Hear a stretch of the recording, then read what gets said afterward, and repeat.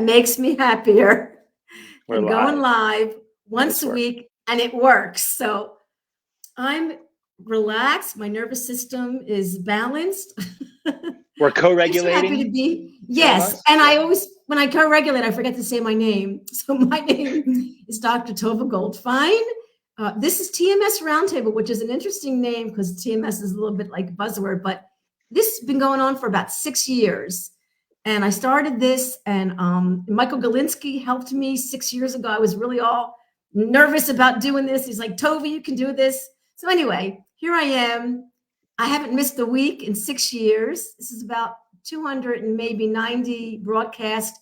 Amazing. I am one blessed human being to be coming out of my comfort zone every week, going live, meeting amazing people like you. Last week we had Fred Luskin, who's the best-selling author for Forgive for Good, and he wrote a workbook about forgiving.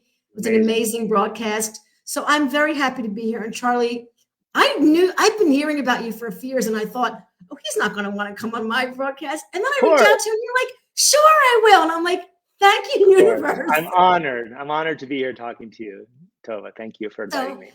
I don't usually I don't usually start with Charlie's this, and this. I mean, I broadcast your bio all week on LinkedIn and everywhere people can see your amazing bio. But what I love about you is, first of all, you're like the real thing. You're heartfelt and you're passionate and you're so sensitive. I love sensitive men. And you say it like it is, and you're really very empathetic, because I've come into a few of your classes.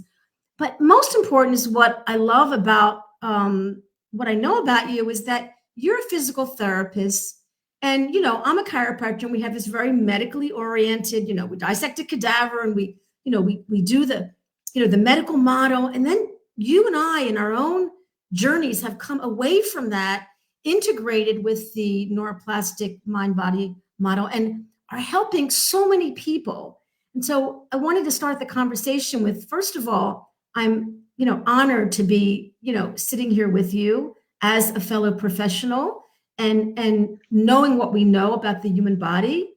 But I would love the listeners to hear a little bit about how you got to this, became a physical therapist, became like a biker, and then worked your way in beautifully into the mind-body world, teaching with Dr. Schrubener.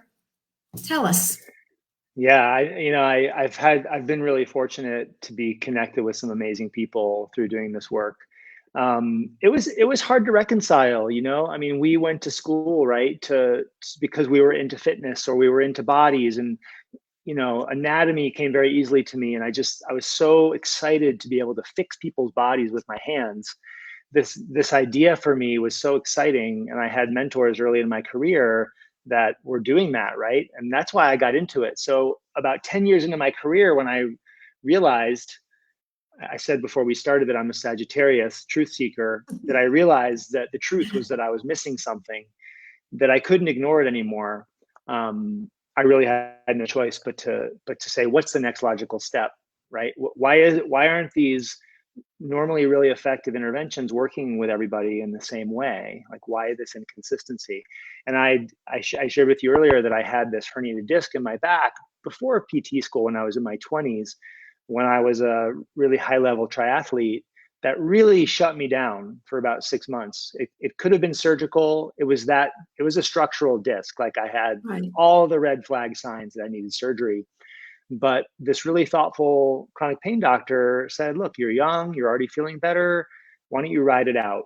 And, now we know that discs heal themselves, but at the time we really didn't.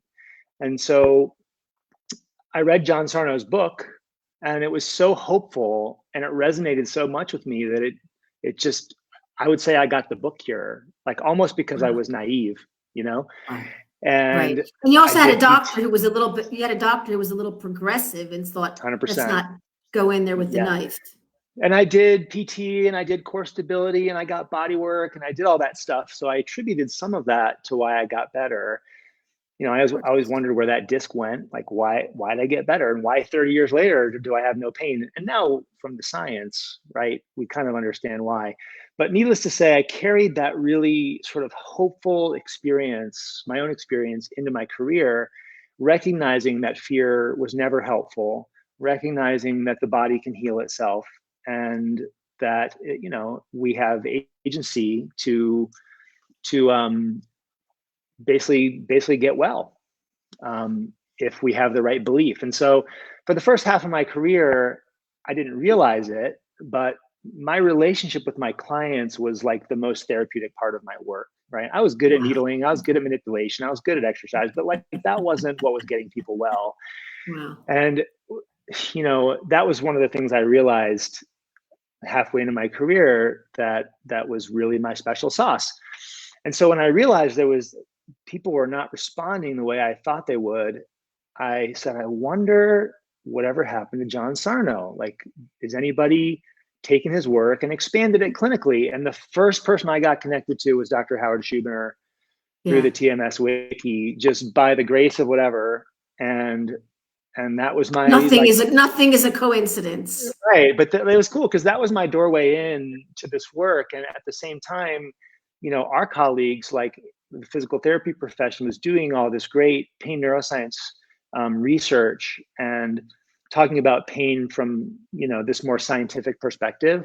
But my way in wasn't through that traditional PT model. It was through more the psychological side, which I feel really fortunate to have that as my intro, because I really believe that as much as helping people understand pain science and understand this notion that this sort of brain-centric view of chronic symptoms, I really feel like full recovery isn't really possible unless we get into the psychological stuff and the social stuff, like loneliness, and stress and overwhelm. So right. Yeah. Well, when I think about the doctors who decide to cross the river, like I met on my broadcast and even took a course with him, Brad Fanistil.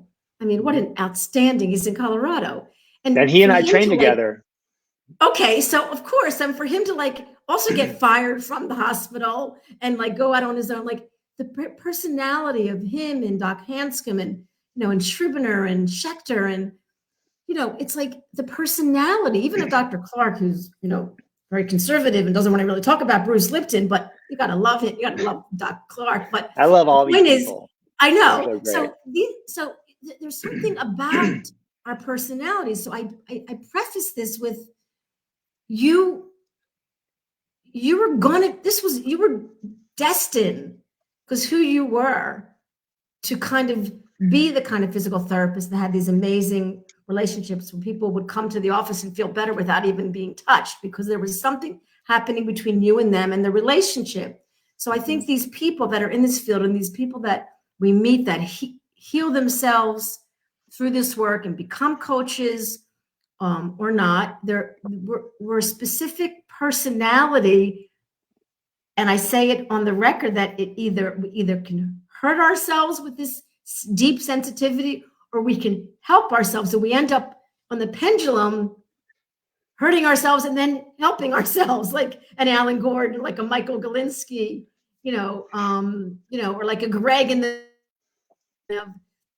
So I think we're specific personalities, of course, and we know that from the work. Yeah, for sure. One of the important, lessons that I've learned through this work is that nothing's black and white, right? Personality traits aren't good or bad. Choosing to do this work isn't good or bad. Like staying open to the mystery and the wonder and awe of what's possible, with the human nervous system and the brain and the mind and consciousness and what's possible. Staying open to that is, I think, the most exciting part of this work, because I think we're just getting started. Yeah, it is. And I think the medical community is more and more open. I was saying before the broadcast, and I'd love the listeners to know that I'm involved in a lot of Facebook pages, and I get myself in, and there's a couple of Crohn's pages, and somebody post that in the Mayo Clinic, she went there for her Crohn's, which is, autoimmune and has been helped by this work, Mm-hmm. that they gave her a book, The Way Out. So here's a woman with IBS, severe Crohn's, autoimmune, inflammatory, and the Mayo Clinic is giving her Alan Gordon's book, The Way Out. So we're on the cusp here. We're pioneers here with the. Yeah, for sure. I mean, when I'm teaching clinicians, I like to remind them that as much as you and I are immersed in this, and maybe some of your listeners feel like this is just the truth, most of the world doesn't believe this yet. And I remind clinicians that we're really early in the game. We're kind of swimming upstream in a way. We're kind of a minority voice. If you look at all the articles that come through the New York Times, every now and then they hit and they're kind of on point. But a lot of the stuff in there you can tell is still just, it's not mainstream yet. Yeah. It will be. No, I agree. And so I wanted to talk about, like, I this term fearless movement. I actually had a broadcast a few years ago with a fellow PRT. She also is a PRT certified clinician. She's a doctor of physical movement. She's here in Israel, and she had this typical situation. And we had a broadcast called Fearless Movement. Her name was Dr. Ruth Halperin.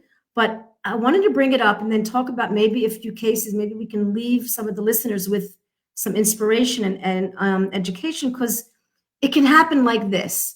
She's got pain. She's an athlete, and she's got enormous pain from whatever, and she goes through the doctor, she goes down the rabbit hole, and they tell her not to run, not to jog, not to ride a bike, and she doesn't, and she has enormous pain sitting, most of all, but she stops exercising. Pain probably gets worse because she stops, right? Yeah, exactly. But she gets a hold of the John Sarno book, and she decides to read it online, and she puts it on her computer. And 3 hours later, she's finished the book. She's just sat for 3 hours. This was her book cure. She sat for 3 hours and read the book, And so she she's a Pilates studio, and she does always physical and emotional. And so she kind of termed this fearless movement, which I liked this term, because I met a number of people also that were ready for surgery, and they read the book and they just said, I'm going out for a run with the pain. Now, again, a lot of us have experienced that. Like, let's take the pain and do it. Let's, feel the fear and do it anyway. How can we help people feel that pain, not be scared of that pain, be friends with that pain, which is fear, which is just the nervous system? How can we help people on their terms jump in with 2 feet, like Dr. Sarno would say? Yeah, it's a big question. And I think it always depends on the person, right? And their context and what their goals are. There are so many different ways to even approach, how do we psychoeducate? How do we help someone shift their belief about why they have pain in the first place, right? If it's not the body, if it's not something wrong with their tissues, then what is it? And then, after someone feels safe enough to try it, we were talking about kind of doing these things scared sometimes is necessary, right? You can't be totally free of fear before you approach movement. But how do you feel safe enough to start to test the waters? And for some people, that's like, I read a book and then I just went for it and I got better. For other people, it's this slower, incremental, gradual exposure process where they have to kind of prove it to themselves over the course of time. And so there's no right way to do it, I would say. One of the things that I've recognized as a physical therapist is that our profession was raised on prescriptive movement, the idea that we have to break down movement into basic, simple exercises with bands. And right, nobody likes to do this. It's boring, it's contrived, it doesn't translate well to real movement. And so, the research is really clear that general movement performs better than prescriptive movement. In fact, I would take that a step further and say, when people have agency to choose the type of movement that they want to do, it almost goes better. So I've sort of let go of this old patriarchal idea that I have all the answers and my job is to tell people what to do, recognizing that their nervous system, their brain is the governor, their nervous system's deciding what's okay for them and what's not okay. So I don't know, right? They actually have all the answers to these questions about how many reps and how long should I go and what exercises should I choose. And so for me, it's about a collaborative process of supporting that person in, I don't know, listening to their intuition, listening to their deep knowing, and then having permission to go explore and see what happens, right? Open to the mystery, stay curious about it. That's how I think about it. And obviously there's something when you were talking, it made me think of Dr. Schrubener, who, because I don't really use this method, and it could be helpful to people. What is he calls it? Where you're imagining yourself going for a little walk, or you're imagining yourself, and then sometimes it'll bring on the pain, and then it's neuroplastic. Can you talk a little bit about that? And Sure. Yeah, I kind of think of, somatic tracking as a PRT skill that's around reconceptualizing the symptoms from dangerous to safe and being able to be with them and stay calm and watch them.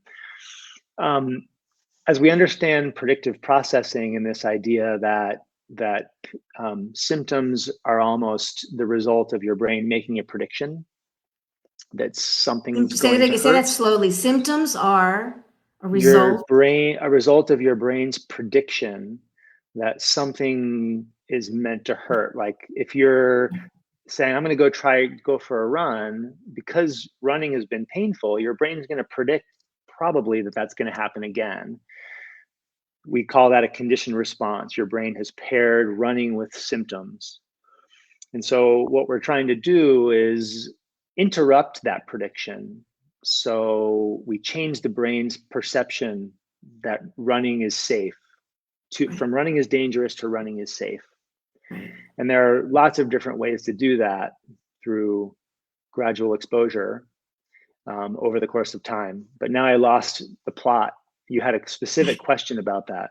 Well, no, because I remember in his book, Unlearn Your Pain, he talks about different things. And he also showed in one of his courses where the woman had to imagine she was going to sit down, because sitting down caused pain. And the minute she imagined it, she had pain, which showed her that it was something, so that's So somatic tracking is kind of the general skill of being able to relate to your sensations in your body as non-dangerous. Gradual exposure, I think of as more this like specific act of starting to reduce your sensitivity to something like a movement or a position or an activity or a situation. And of course, the goal is to get people back to living their lives without fear of those things. So there's not a prediction that those things are dangerous. And visualization or mental rehearsal just happens to be the safest starting point, right? Because our brains don't know the difference between us imagining doing something and actually doing it. So we can start to reduce fear with really low risk, right? If you're having symptoms just by imagining doing something, what does that tell you? That's your brain and not your body.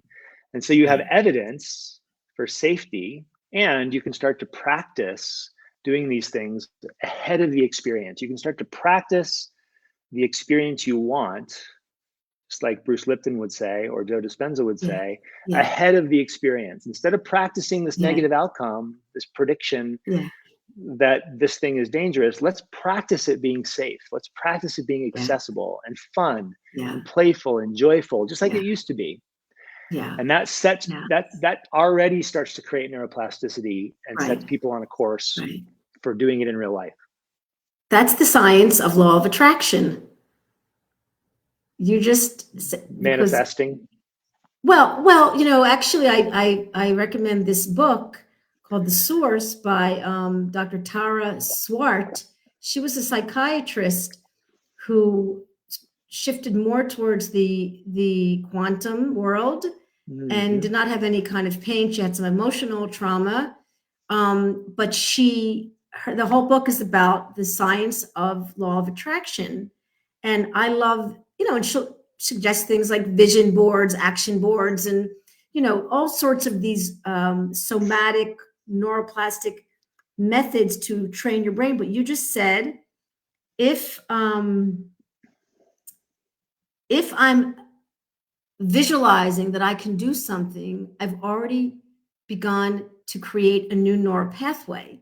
So isn't that the science of law of attraction? And I think for some people out there in the listeners that are stuck, I mean, that like are doing this and like, Doc, I'm doing everything. I'm journaling, I'm meditating, I'm being mindful, and it's not working. And I'm like, let's move to the quantum. Let's move a little bit away out, because you're in your head making all these things work here. And if and let's either just like move clearly into the love and compassion, which we're all needing way more of that to change our brain. But I kind of want to help some of these people, because even Schrubener, his quote was, 40% of the people that we even work with are struggling. Like even we're people on a journey and they're stuck. It's like they're getting it and then they're back in the extinction burst. So they're getting it and then they're flaring up. And so I don't like to use the word cure, and I think you'll agree with me. It just doesn't exist. To me, God cures. It's a journey. But what do you think about the people that, because I know you and I are like, well, let's figure this out together. Let's figure this out. Like, what's the missing link? I'm always empathic to the reality that like a lot of these behaviors were functional in the past, right? Like overthinking is functional, focusing on negative outcomes, scanning the environment for threats, right? These things are habitual and they're automatic and they're easy because people have done them their whole lives. And if we look back, we can see why, and we want to honor that those things served a purpose, and they were how people got love or how people felt safe or how they were seen. The challenge is now, right? Pain, symptoms, chronic symptoms are a request from our brain and nervous system to make a change in our lives, that those things aren't working for us anymore, but they're so automatic, habitual, that they're very difficult to change, aren't they? Yeah. And so I think that's one of the reasons that people get stuck, is because these old patterns are no longer serving, but they're hard to shake. They're hard to change. And the saying, people will always choose a familiar hell over an unfamiliar heaven. Oh my God. I just saw that. I just saw that statement, and I actually cut and pasted because I was just, whoa. I see this in my own life. I think all of us, if we're honest, we see how our old conditioning holds us back in our lives. And so I think the next step beyond reducing fear about the symptoms themselves is to really look at these more existential themes and really honor that symptoms are a helpful message, right? Our brains are altruistic. They're not trying to hurt us. They're trying to protect us. They just don't speak English. So we really need to take the time when people are stuck to get clear on why that is, and then support them in the hard work of changing the way they show up in the world. Yeah. And so I talk about this a lot with Michael Galinsky, because he's just this deep, sensitive, human being that's still, look, we fall down, we get up, we fall down and get up, we just fall down and get up, we fall down 8 times and get up 9, and so I think we have to accept. There's two quick thoughts. One is, like you said, who are you as the person involved with the symptoms? Like, what is your relationship with the symptoms, and how are you reacting and responding? And who are you in life? And this is a good thing. And the second thing is more of a deeply spiritual concept, and it can be so helpful for people to break through. And this is a message for you. There's a great message here. You're not a victim. there's a greater good to all this. And this is your wake-up call, like what Joe Dispenza says, it's his wake-up call. And, Hanscom's still talking about his 19 years where he couldn't cross a bridge without a panic attack. And he's just like, this is my story of hope. And so, we have these people think, well, that's not me. And I'm like, it is you. It's exactly you. These are not Dalai Lamas on the mountain. These are just people that made a decision. And I am colleagues with this Russian scientist, a lovely woman who's in the mind-body world. Her name is Dr. Naida Alexander. She's here in Israel. She was a scientist, and then her father had some kind of disease, and the doctor said, this is a genetic disease. You will die in 15 years, and he died in 15 years. And she stopped and thought, wait a minute, let me evaluate this. Is that my future? And so it drew her into the mind-body world, and she began to study, and she is actually an integrative mind-body doctor. And she, even on her website, it's like miracles happen. So she's using the word miracle. But why I want to bring her up, and I mentioned this a lot on my broadcast, is that she did a research project on 100 people that healed everything from arthritis to MS to cancer to all kinds of chronic pain. Okay. And she, flatlined, I don't like that word. She went along and said, what was the common denominator that these people healed? And what do you think it was, Charlie? There's a spirituality component for sure, right? There are these lifestyle factors. There's social connection, probably is an important one. Mm-hmm. Yeah, isn't there a list of 7? I can't recall all of them, but she just said one thing. She said interesting. They made a decision. I see. They made a decision, and I say this with all humility about people that have tried and didn't succeed in their life, and they made a decision. It's the way they made this decision that they were able. The healing was able to happen, whether it was 1 month or 19 years. The healing was able to happen, and they stuck with it, and they were persistent and consistent. And a lot of these people, when I interviewed some of them, they loved their cancer.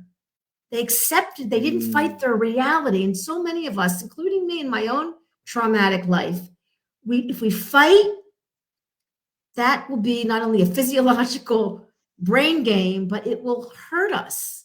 So I think there was a love affair, a kind of a love affair, an acceptance, a truth. Surrender. Yeah, surrender to what's happening. But then also the agency to be able to make that decision, as you said. And when we have chronic symptoms, I always remember that people don't feel like they have agency. They feel like in fact, they've lost their agency. And so part of the work is helping people get that back, right? Supporting people and recognizing that they do have a choice. Well, and now we're back to the discussion, and I don't want to ever bash doctors, because I think doctors are important. We need the medical model, but you need to bump into a doctor who's able to say to you, wow, let's figure this out. You don't need to go home and wait to die. Let's figure this out. Like a Bernie Siegel, or a Wayne, Dyer, may he rest in peace, or, these amazing healers that we've seen in our history, the generation of, Louise Hay, and the belief and the biology of belief. And, I was telling you that my first book was Anatomy of an Illness by Norman Cousins. I mean, he wasn't even a doctor, but he was able to heal himself through understanding the science. And it is a science and an art. And I think that and there are more and more doctors. So to the listeners, there are more and more doctors in your community that you can find, because doctors want to help. That's why they become doctors. They want to help. They have a heart. They have a huge heart, and they're a doctor for a reason. And so you just have to sometimes be an educated patient and ask the right questions. Yeah, it's really early days. We were talking about how early it is in the life of this work, and how it really hasn't disseminated out into the mainstream yet.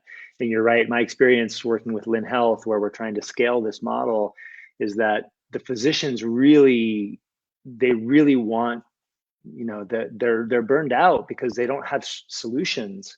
they really want to help. And so when you let them know, hey, we have an answer to this, they're super excited and motivated, right? And they're fully Yeah. on board. So it's just a Yeah. matter of time. It's just going to take some time to disseminate the science, because it really is, it's not it's not it's coming from so many different disparate fields, right? Yeah. That it hasn't Yeah. like coalesced into a cohesive body of work that the medical community trusts Yeah. yet, No. but it will. Well explained. Well explained.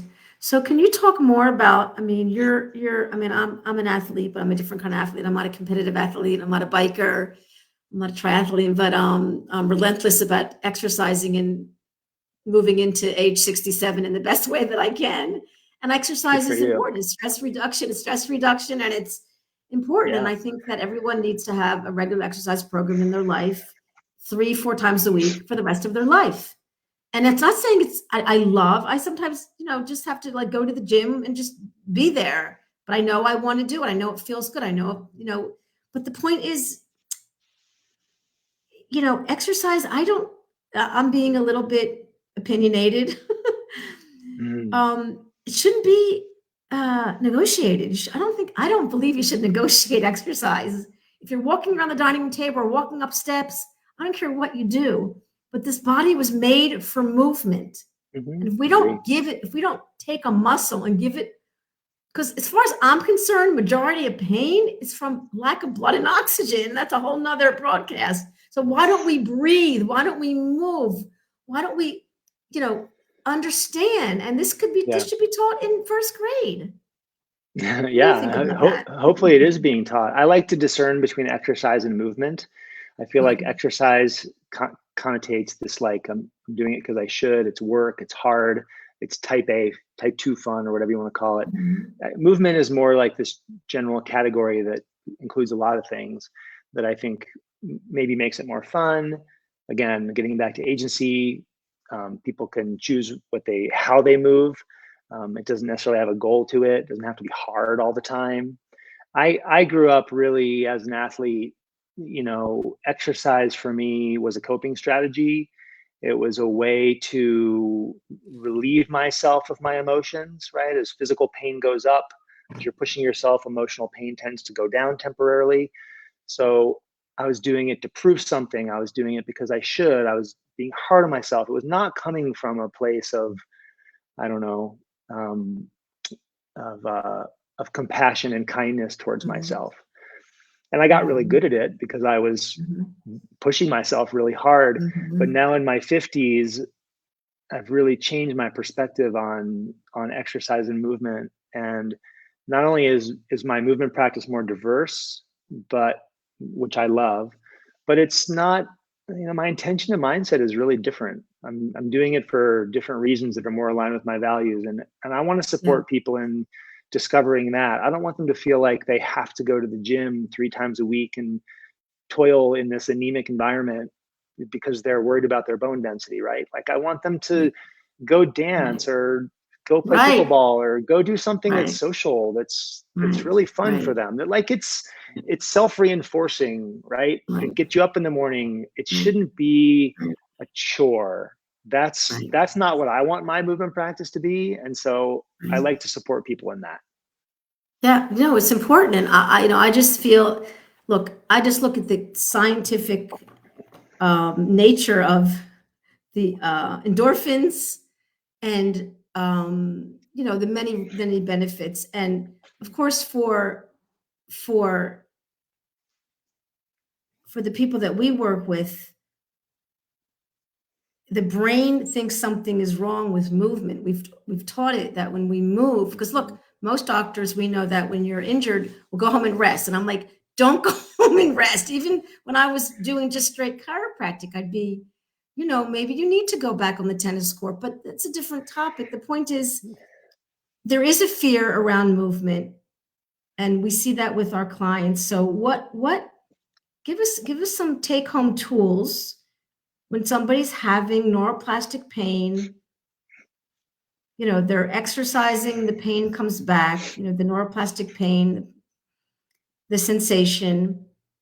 what do you say, what are some of the things you recommend besides, like you said, I think this is very important. Find something you like, find something you resonate with, dance, put on some music, Yeah, if we change the context, if the brain and nervous system don't have a prediction for that type of movement, you're likely going to have a different experience versus something that's loaded because it's been conditioned with symptoms. And so you can get creative with, how do we change the context? How do we change the rules? For instance, when someone's having trouble sort of walking, let's say after surgery, or they've been limping for a while and they're trying to get back their normal walk again, we can mess around with mental rehearsal and visualization and say, how would you walk if you had a great outfit on and you were strutting into a bar with a bunch of people? Like, could you change the way you walk to more of a strut? And let's see, maybe the brain nervous system doesn't recognize that context. And so we can like shortcut around the brain's prediction that it has to be a certain way. That's one strategy that I use. But bigger picture wise, I think it's important to say that movement isn't something, you hinted at this, like movement isn't something that we earn. It's not something for the future. It's something that we do now. It's part of the process. It's not something, there's no prerequisite. Like, we're movers by definition. And so we can start now, somewhere, anywhere. And maybe if you have like show notes, there's a video where I describe how this looks from a nervous system perspective that gives people a visual for how to relate to the brain and nervous system being the governor versus the body's tissues being vulnerable, so that they can play with the physical sensations a little bit more without worrying that they're going to hurt themselves. They have permission to sort of explore and experiment without that fear. Would that be helpful? Yeah, that's interesting. I mean, if you can send them, I'll put them on my Facebook page. Is that what you mean? You have like a PDF or something? It's a video of me talking about it. Yeah. Yeah. So for example, if like somebody's a tennis player and we encourage them to go back and play tennis, but it triggers them, then maybe they should get in the water. Is that what you mean?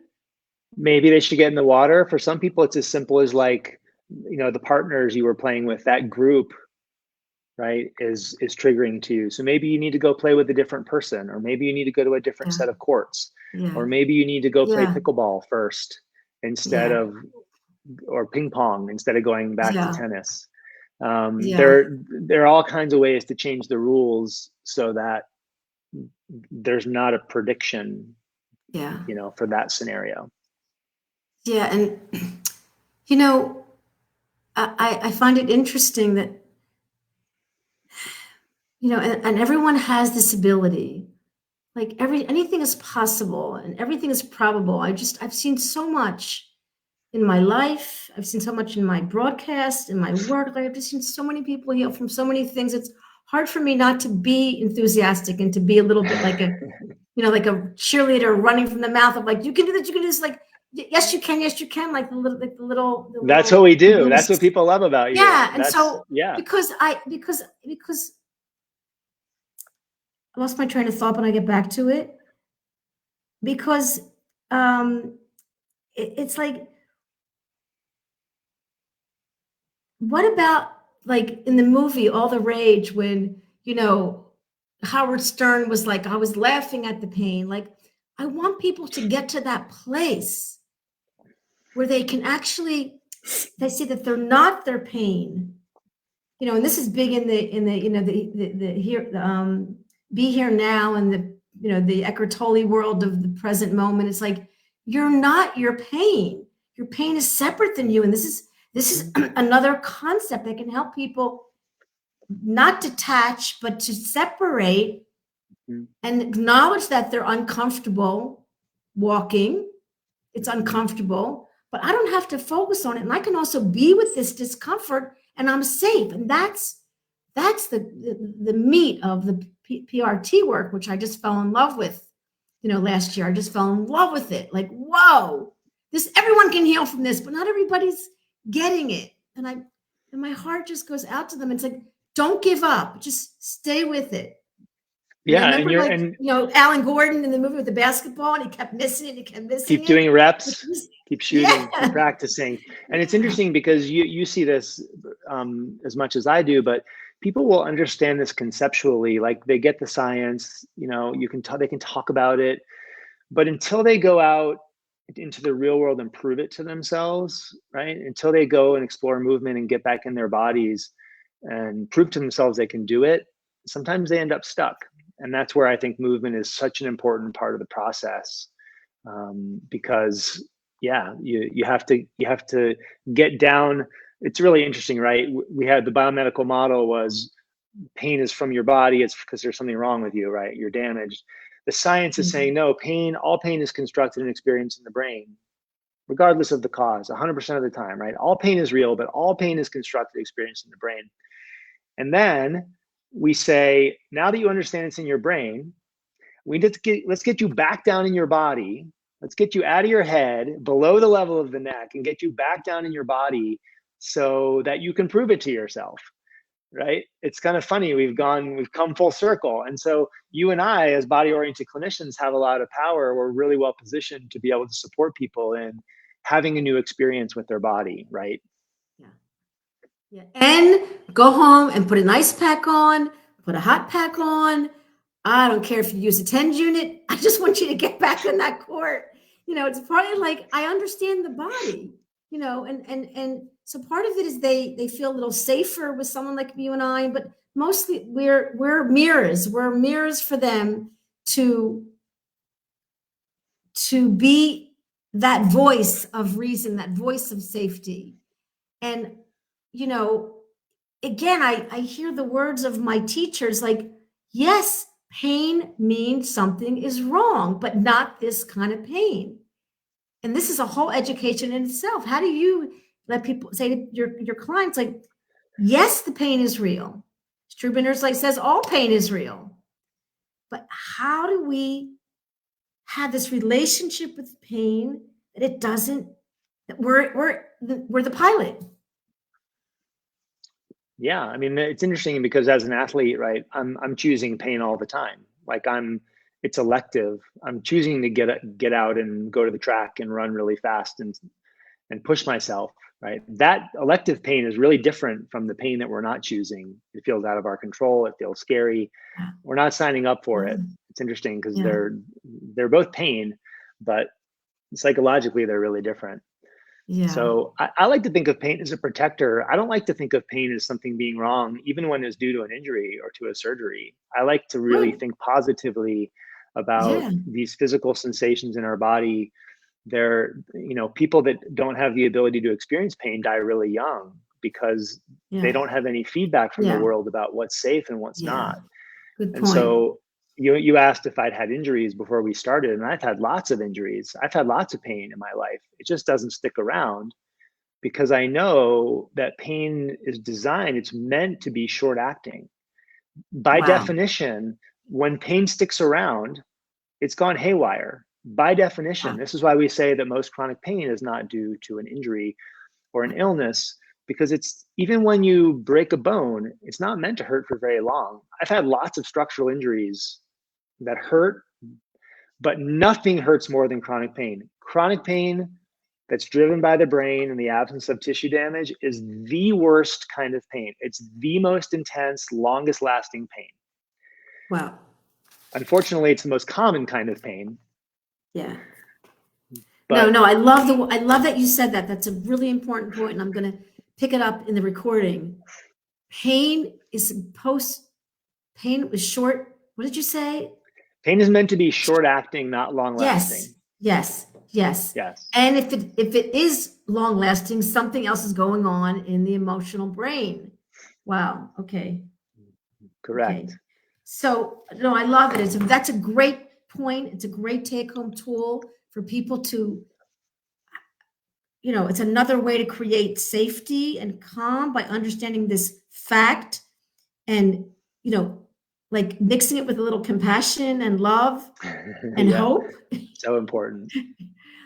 So Donna has a question, and I know, Donna, you've been really on this journey for a long time, and I'm really hoping that you're seeing the light. So can you see this, Charlie, her question? Yeah, I can see the question. Yeah. Mm-hmm. Hi, Doc and Charlie. This past weekend, I woke with severe chest and upper back pain. I assumed it was psychosomatic pain. My husband was frantic and called 911. It turned out it was a pulmonary embolism. I was shocked because I'm in great shape. My question is, how do I calm down my freaked out brain? I still have my original psychosomatic pain, but these clots will continue. It's an interesting question. But first of Like, all, I'm why are the so clots glad. happening, right? Yeah. Yeah, I'm so glad, Donna, that you recognize that and got medical attention. This is such a great example of how we never want to assume that Yeah. pain is due to the brain in the absence of a medical problem until we've Yeah. done our due diligence. 100%. So if you want to seek out really good medical attention, this is where the medical system is so strong, and have those treated. And hopefully that's the first step in calming down your freaked out brain, is to have a really good medical team that can address this.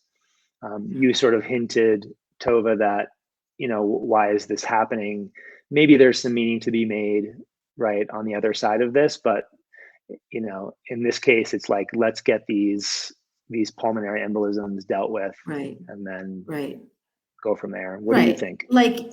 Well, look, I don't know a whole lot about, the circulatory system in that way about the clots, but what's going on with your blood pressure, what's going on with your, your salt, potassium, but that's not my field. The point is, look into it, find maybe a functional doctor.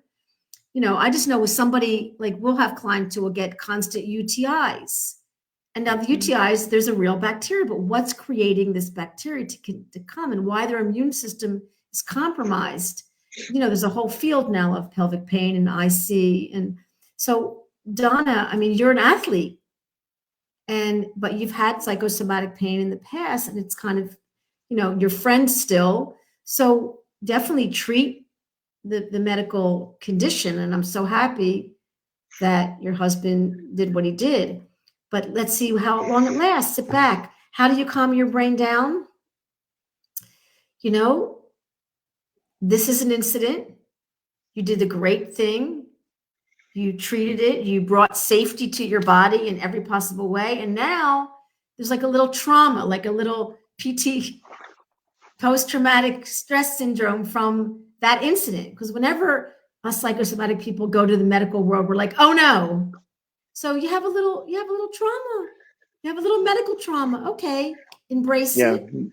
Medical trauma is not small either. It's you and I see this. People have gone through the medical system, have typically a lot of medical trauma, which is not insignificant. So I'm glad you called that out. Yeah. And trust your body. Your body is amazing. It brought you a clot to say, hey, wake up. Thank you, body. Thank you, blood system. What an amazing body. And I would see this, the bigger picture, how strong you are, how you responded, how you recouped. And now you're back in your game, and now you're not a victim of anything. Continue on, continue forward. It's really it's a mind and body. And I would like to believe that anything with that, every condition, this is me, this is my opinion. You can put me in jail for it. Okay, I burn my bra for this one. But every condition, every tumor, everything structural, organic, has an emotional component. We have a relationship with our body, with our system, with whatever happens, and this needs to be addressed.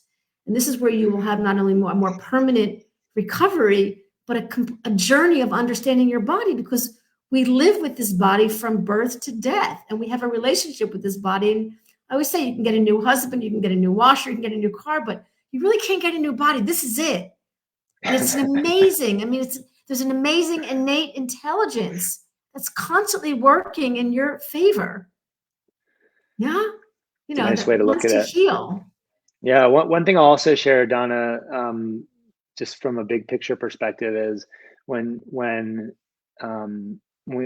we go through these situations, I always like to separate symptoms from syndrome. So you have this embolism, But this is something I learned from Dr. Brad Fanistil, your experience from a sensation perspective, from a pain perspective, is going to change depending on your context, depending on your psychology and your social realities. So it's possible that the symptoms are being amplified because there's a lot of fear, or they're being amplified because there's something challenging going on in your relationship or with your kids or in your life. And so it's important to recognize that, as you said, Dr. Tovah, we want to make sure that we're addressing the psychological and social components 100% of the time. Even if there is a medical problem, those things are always going to be amplifiers. And so we can actually usually create a lot of change, a lot of relief if we think of it that way. Yeah. Yeah. And, we go back to that. I've never met this woman. Her name is maybe familiar, but her name is Dr. Rachel, because with a Z. She wrote this article called The Tale of Two Nails. Have you seen that article? I know The Tale of Two Nails, but I haven't seen the article. She wrote an amazing article, and I posted a lot, and I'll send it out again. And, because she wants you to understand that we all have a certain relationship with pain because of how we were brought up, because of what we saw in our parents, because of some of the researchers think because of what happened in utero, that we were going to come out and we're going to have a certain relationship with pain in our body. So we need to understand ourselves and our relationship with pain, with do we have a health, I like to call it not a health anxiety, health sensitivity. Are we sensitive? My mother had MS. I have a deep sensitivity to pain, but in my house, we didn't even have a thermometer growing up. So there was a different kind of relationship when we got sick.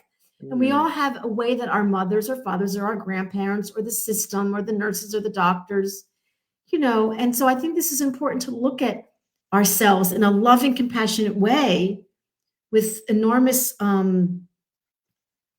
so that what was going on. And, I mentioned this a lot, like when we speak with Doc Clark on the broadcast, his first advice is, well, try to be a butterfly on the wall of your childhood. I mean, that's his medicine. That's his prescription.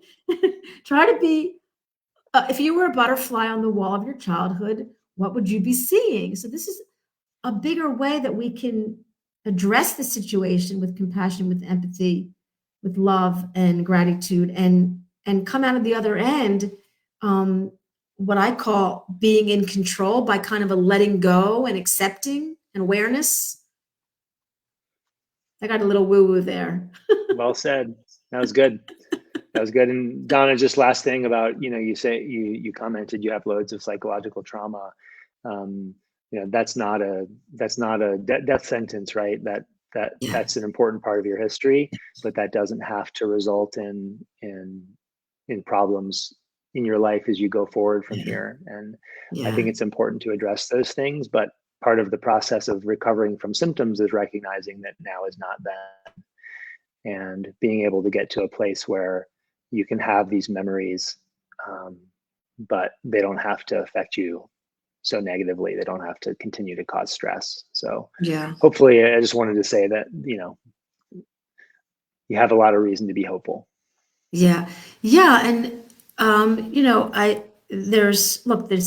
I never would have understood. I mean, I've been in and out of therapy in my life, but I never would have understood or saw the world of trauma therapists, except in our world, we see so much trauma therapists, and some people need to see a trauma therapist. But then there's, some of the doctors, like, Gabriel Maté talks about it, and even Hanscom or Dispenza will say, like, that's your trauma, that it happened. You're an adult now. You can embrace your trauma. You can take it with you. You can love it and take care of it, and, rescue the little child, whatever you do. But you have an opportunity now to heal. And so this is a good chapter. So this is, I pretty much like to lift up that heaviness that something like Donna feels, like the heaviness of, like, yes, but this is an opportunity. Yeah, your brain You did know? exactly what it was meant to do, which is to protect you from these embolisms. So it's like, thank you, brain, for doing that, and then get treated. Get to a place where the threat has passed, and then the Yeah, symptoms should yeah, should yeah, ease. yeah, yeah. So I love that we got a little woo-woo and sage. Woo Gave was you good. permission. I mean, it's not woo-woo. It's really, again, when I always say to people, they'll be like, can you reach out to like Dr. Hanscom or Dr. Clark and ask this question? I'm like, I know what they're going to say. They're going to say, have compassion and have love. There's like, even I'm like, maybe there's something missing. But isn't it amazing, Charlie? Like how much love and compassion is chemical, and that this is what kind of the bottom line comes down to is this awareness and love and hope and belief. I'm blown away by it because this is the medicine. Yeah. And all of the, yeah, I'm glad you said chemical, right? All of our emotions are chemical expressions that come out through our body. By definition, emotions are sensations in our body. And one of the hardest things about chronic symptoms is our body doesn't feel safe. It's not a safe place, and so we almost neglect it. We end up kind of living in our heads in this state of fear. And so anything we can do to get people to trust their body again, get back into their body so that they can receive that information, the sensations, as Yeah, wisdom. They can yeah, tune back into their deep knowing, their intuition. This is why things like manual therapy and movement are so powerful, because they are a way to sort of feed the brain new information through the body, which is this great giant beautiful. sensory organ, Yeah, right? We don't want to neglect it. We want to use it to our advantage so that people can re-inhabit, get back into it, trust it, get to know it, and then be able to learn from it, right? If beautiful. I have anger, if I feel angry, that's going to express itself through my body Yeah, in some way. If I'm yeah, anxious, I'm going to yeah, feel it in my body. And yeah, I want people to be able to recognize that first, the physical sensations aren't dangerous most of the yeah, time. And then yeah, second, the emotions aren't dangerous. yeah. That's a whole nother You know, conversation about the emotional work, absolutely. right? Right, Like right. like Gabor Mate says, before he encourages someone to forgive, right? First of all, we're not forgiving the people that hurt us, the people in our trauma history, for them. We're forgiving for us. But before people forgive, we like them to express the full range of their rage and anger about what happened. And Beautiful. I just want to make a little plug for how important that is as part of this process of recovering, making emotions less dangerous so that people can actually be able to express them as Yeah, part of getting back into their bodies again. yeah, yeah. Well, that's to the point of, you know, self-love, self-compassion. Are we able to connect to that? And even if we don't always feel it, that we honor it and we realize it's uncomfortable to be with our feelings. We want to bolt. And none of us are made for, like, we don't see that sometimes growing up. And there's a fact that Hanscom brings up a lot, that we're not made for the psychological, like we can handle physical pain way more than we can be with our emotional bodies. He says it in such a way, that Yeah. point about, and that's really, and we're all experiencing that. None of us are immune to that. The second thing I want to leave the listeners with, and we'll chat about this for a minute, and then I'm going to let you go back to work because it's the middle of the day for you. But Charlie, you know, I'm still doing chiropractic. You're still doing physical therapy, and it's amazing to touch people and to bring them to their body, to connect them to their body, which is part of the trauma work and part of the feeling work, because it's so body mind connected. And I want to say, to find good body workers that are mind body aligned, And I can find you some. They're all over. We know them. Charlie works with a lot of them, and I meet a lot of them. And so there's nothing wrong with getting body work to help your process. But you want to have that body work, yes, to relax and bring safety to your brain and nervous system, but to be able to really connect to your body and talk for a minute about that as we wrap up and say goodbye. Yeah, it kind of makes me sad sometimes that body work, the type that we do, is kind of a dying art. Like when I hear someone's come refer to me from another PT, let's say, and ask about their experience, it's usually exercise, right? There's not a lot of hands-on work. And part of that is because we're realizing we don't have a lot of evidence that manual therapies are really all that effective, more than any other treatment. But my experience, my feeling is because we've been applying it with the wrong intention and mindset. We've been unintentionally creating fear for people when we intervene with needling or manipulation or fascial release or whatever. So we don't want to throw out the baby with the bathwater. We want to recognize that touch and manual therapy is a very powerful way to change the nervous system through this big sensory organ, muscles, fascia, whatever. It's a great way to kickstart neuroplasticity, but we can't do it from a place of fixing the body. Something's damaged and we need to put a bone back in place, or we need to release this trigger point. Like that's gonna inadvertently create fear. And this is why manual therapies don't play out well in the research, right? Is because we're starting from a place of there's something wrong with you.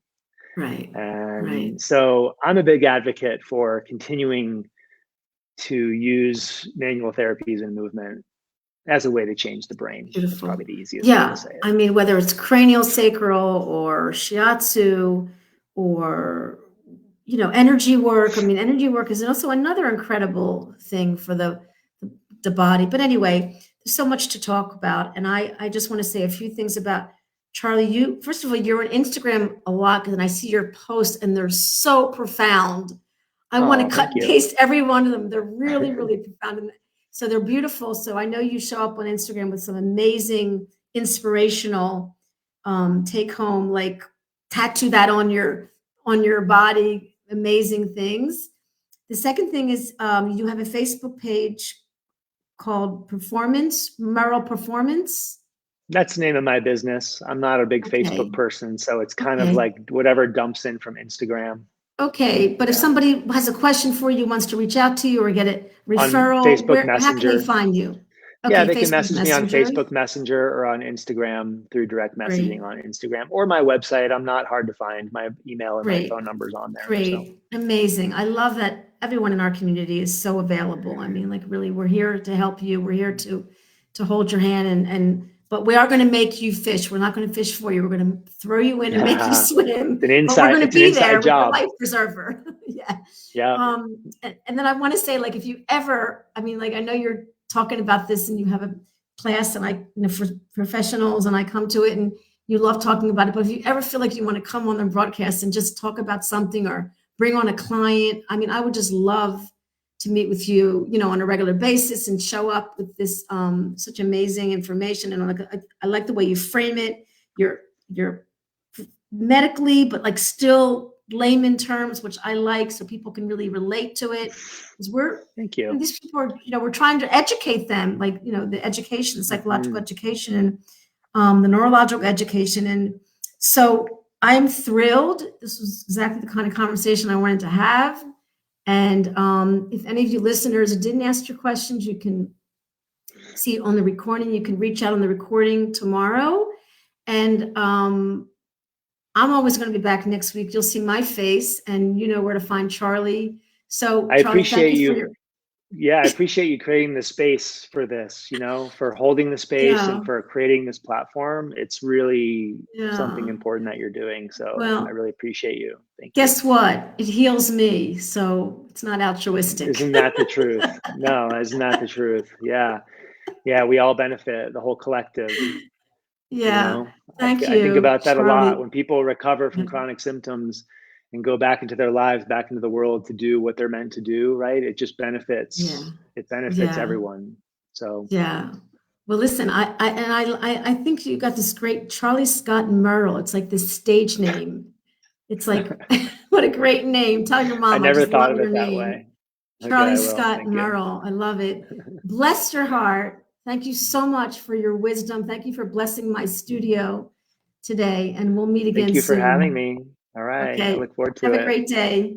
All the You best. See you too. guys next Bye. week. Bye, everyone. A Thanks for second. showing up and listening. It's gonna